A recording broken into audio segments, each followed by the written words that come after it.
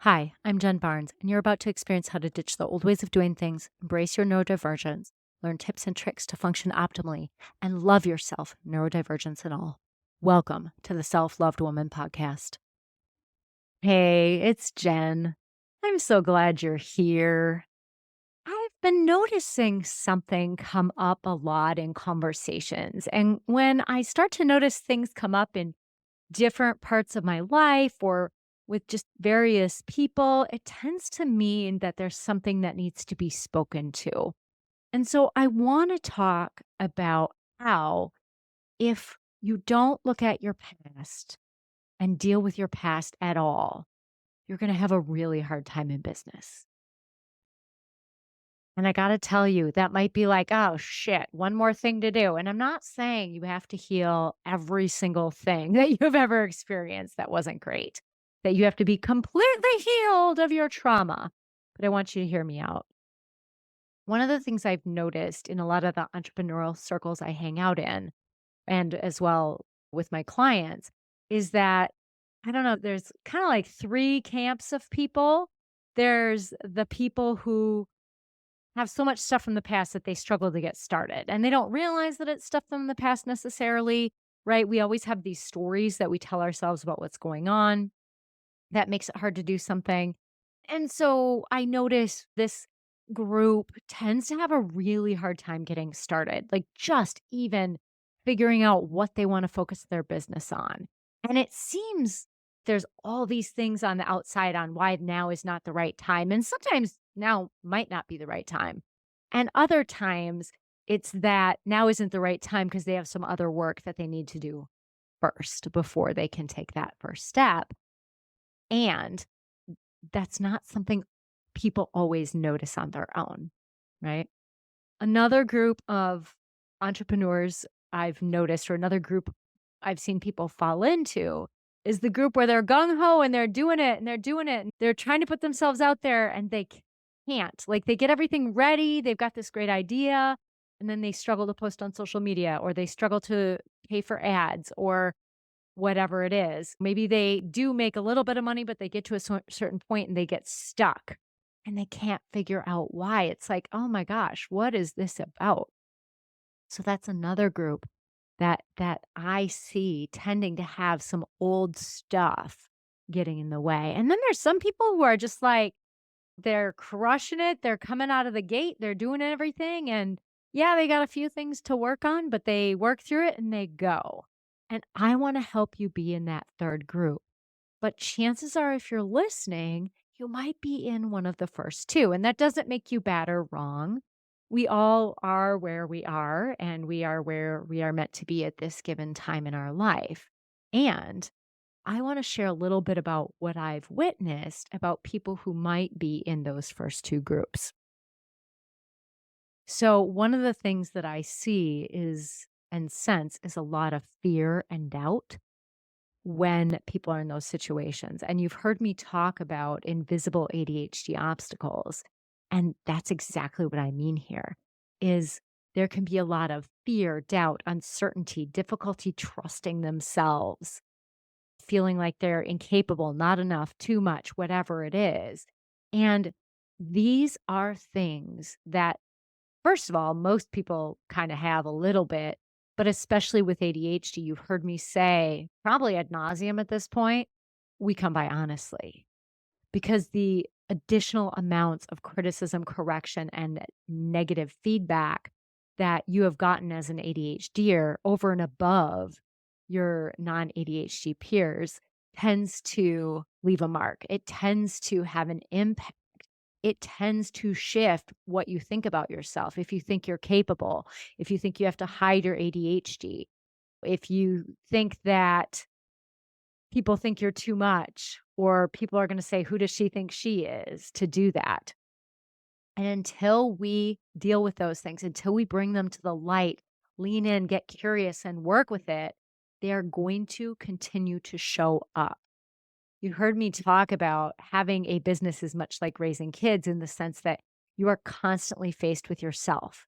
Because when you're the owner of a business, the buck stops with you.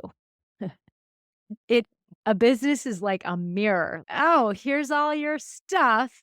And when something doesn't go well in your business, that is pretty direct feedback straight from the universe on, hey, check this out. There's some work to do here.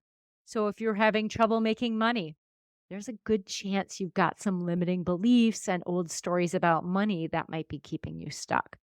If you're having a hard time putting yourself on social media, you might be struggling to know how to belong or how to stop playing small because there was maybe a time when you played big or just let yourself be who you are without masking your ADHD and you had negative consequences for it. Whether people teased you, told you were too much, rolled their eyes supposedly behind your back, but you knew.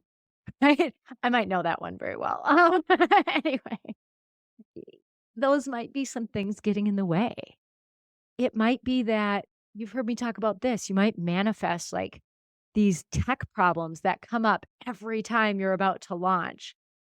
And yeah, sometimes it seems like, oh, it's because Mercury's in retrograde and oh, yep, tech just isn't my thing. And sure, that's interesting to think about. And the bottom line is if you want to be able to do stuff with your business, you're gonna have to learn how to do it even when Mercury's in retrograde, because I feel like Mercury's, I don't know, always in retrograde, several times a year at least.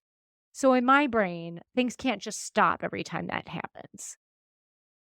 And if we can lean in and get curious and understand what it is inside of us that's interacting with all these external circumstances, we can shift what is happening. I want to talk a little bit about how stuff gets stuck because I think this is one of the things that makes this hard to believe. And this is what I've noticed in my conversations. So, some of you may be super savvy in this. Maybe you've read books like The Body Keeps the Score or Pat Ogan or Peter Levine or any of those other Gabor Mate, any of those other authors who write about trauma in the body.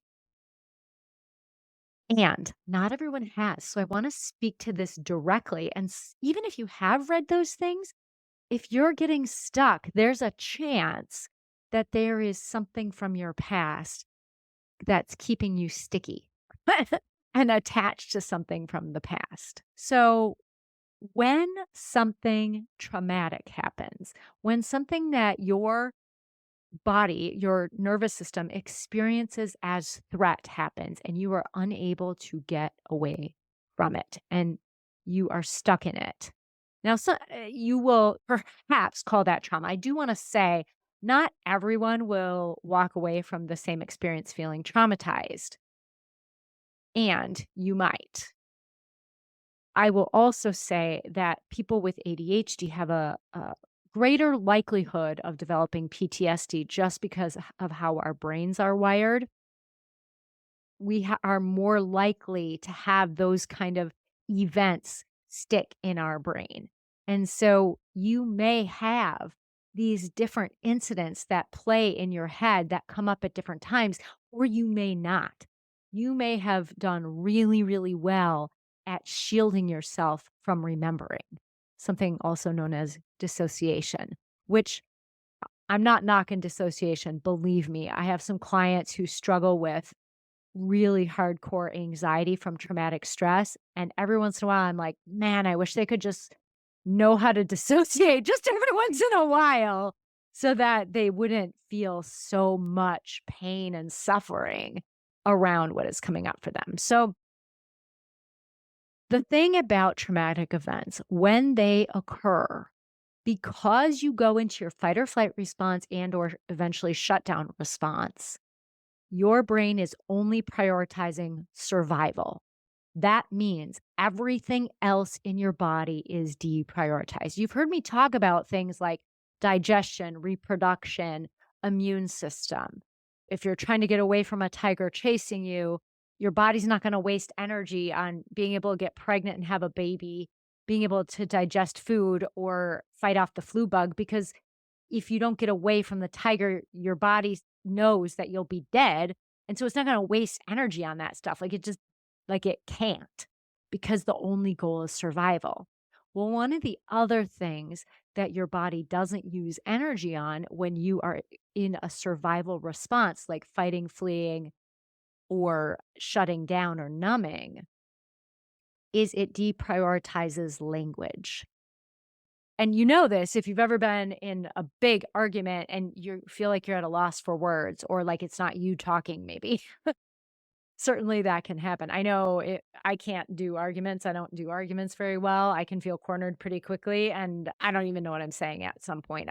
I don't even, I can't talk during an argument. It's just, see, I'm losing my words even just thinking about it. But this is really important. When you are experiencing life-threatening danger and you're in your fight or flight or shutdown response, your body, your brain are prioritizing survival. They are not prioritizing narrative memory.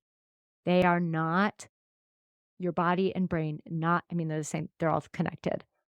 You are not prioritizing speech, hearing, language, any of it, so that memories from that are encoded differently than regular everyday memories.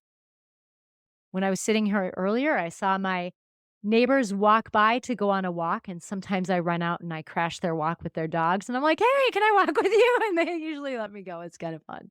Their dogs love me, and I think they do too. They're great neighbors. I love them back.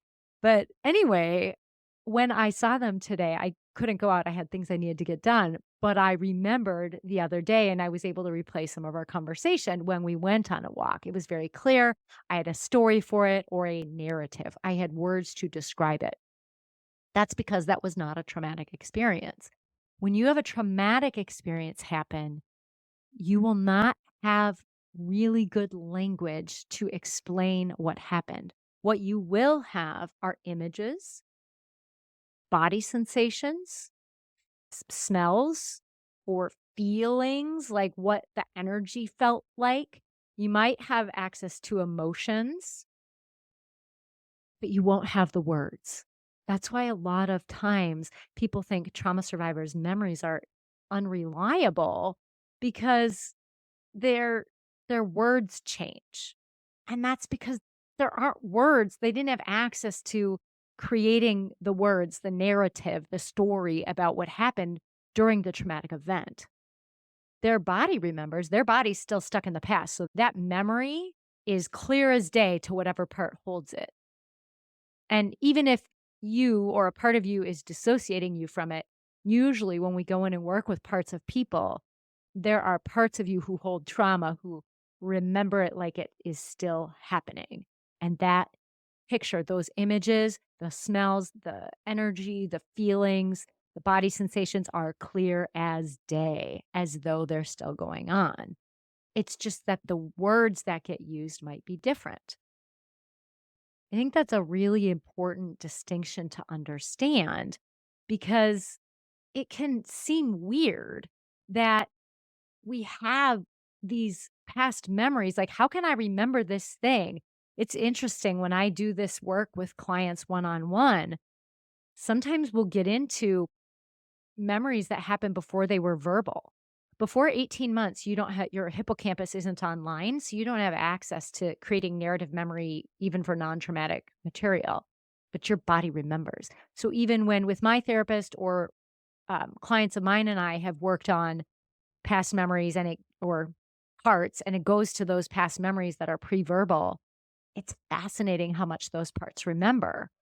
But when they are not doing that work, they don't have access to that. It's because it's only a part of you that holds that.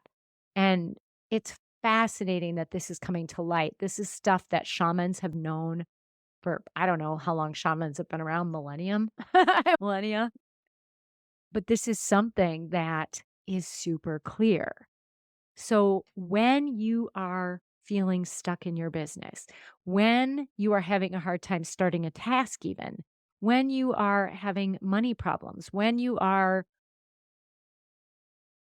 can't get yourself to write emails to your list, when you want to do a podcast and struggle to do it because you're afraid of what people will say, when any of that happens, I can all but guarantee there are parts of you who hold some past memory of some time when you tried to do something that felt similar and it did not go well for those parts.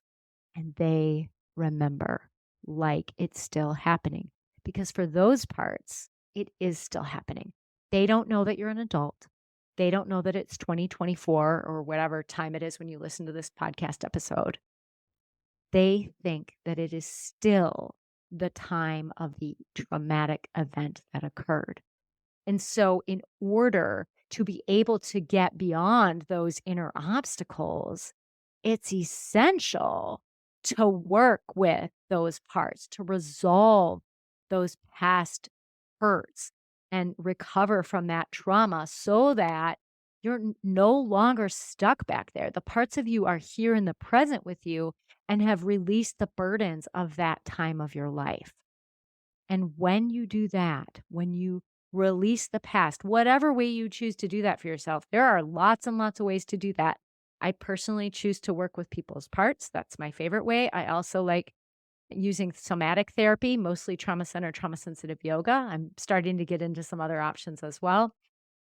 But whatever it is you choose to do, it is essential to work on unsticking the parts from the past so that you are living in the present. Otherwise, your past will create what you think is possible for your future. And what you think is possible for your future will impact how you behave now in the present. And how you behave now in the present directly impacts what you bring to yourself in the future. In other words, it's all related. So that if you hold these past burdens and haven't done anything to even address them or notice them or say, "Hey, I see you. Wow, you know what? You've really been protecting me a long time from people who judge me and you don't want to be judged anymore. So I get why you wouldn't want me posting on social media. I get why you wouldn't want me sending emails out to my list. I get why you wouldn't want me doing a podcast. I get why you wouldn't want me asking people for money, asking people to buy your product or service." Saying, I get it. I get it. What's that about? And really doing the healing work of whatever that stems to. If you have complex trauma, I highly recommend that you hire a professional to help you with that work. And when I say complex trauma, I'm talking about repetitive, prolonged trauma, usually that recurred over a period of time, reoccurred over a period of time, and was often done by someone who you should have been able to trust and who should have been safe. So when I talk about complex trauma, that's what I'm talking about. A lot of times people will talk about big T traumas and little T traumas. And in the trauma world, we're kind of getting away from that because your brain doesn't really know the difference. Your brain doesn't know the difference between a tiger chasing you and a nasty comment on Facebook. It doesn't know the difference between, I don't know, actually, I noticed this one. My one cat, Eva, will bother my other cat, Brielle, and Brielle will growl at her. Rightfully so. I mean, Eva can make some choices that can make her behavior feel annoying sometimes. And sometimes I wouldn't mind growling at her either. And so Brielle is just trying to say, hey, leave me alone. And I feel that in my nervous system. I feel myself going into my fight or flight response because I hear this animal who's very angry and growling sitting right next to me. She's growling because she wants to keep sitting next to me. She's not growling at me, but my nervous system doesn't know the difference. It doesn't know the difference. So it is important that we start to pay attention to what's going on. It's important that we notice when we're getting tipped into our fight or flight response or our shutdown response, because then that is a trailhead or a doorway to know, ooh, there is something there. There is something there. And that something there is likely what is keeping you from being able to do the things you need to do for your business. Yes, I know you have ADHD. If you're listening to this, you have ADHD. So do I, 100%. Or you might be ADHD adjacent. I'm okay with ADHD adjacent folks. I think the whole diagnostic thing right now is in flux. I don't know that the people who wrote the manual think that. A lot of the rest of us do, just given that the diagnostic manual was based only on white cis men. So it, in my mind, doesn't really apply to everyone else very well. take that for what it's worth. But what I will say is because of that, I think a lot of people wonder if they have ADHD but aren't sure and don't necessarily want to get diagnosed, think they might be. So you know what? You're welcome here too. But we all have some kind of ADHD ness if you're listening. And I'm not saying that ADHD never makes it hard to do stuff in your business. No way. Absolutely, it does. Today, I was trying to get something done and I wanted it to take 1 hour. It took 5 hours. 5 hours. Now, I think I underestimated how long it would take, but some of it, it just like my brain was not going fast because it was not a task I was interested in. I had 0 interest in doing that task, but I needed to do it. It had to get done. And so my brain was just working slower at it. The little kid, when they dawdle and they they don't wanna go somewhere and they're kinda dawdling because subconsciously maybe they figure, "Oh, if I go slow, maybe I'll get out of it." So we all have that because our ADHD brains don't like to do things that are uninteresting. And so there's a part of us that tries to protect us from the uninteresting. That's awesome. It's just less awesome when you really have to get something done. And I probably at some point should have stopped and said, "Ooh, this is taking longer. How can I make this interesting?" I was not connecting with that. I was just hyper focused on, I gotta get this done. I gotta get this done. So, not my most effective ADHD moment ever. But I point that out to say that it's not that ADHD never impacts us. It's just that when the challenges are more pervasive, when we aren't able to use the tools and strategies that we have, like today, I didn't use my tools and strategies, but normally I can catch it sooner and be like, oh, okay, I need to take a break. I need to go for a walk and I need to make this interesting so I can focus better. I would have gotten that task done so much faster. For whatever reason today, I just did not have access to that. But if you know that and never have access to it, then I would get curious about what else might be going on. What inside of you is concerned would happen if you did that task? What gain is there to not doing the thing? And that can be hard to look at because then you have to be honest with yourself. What do you get out of not having that?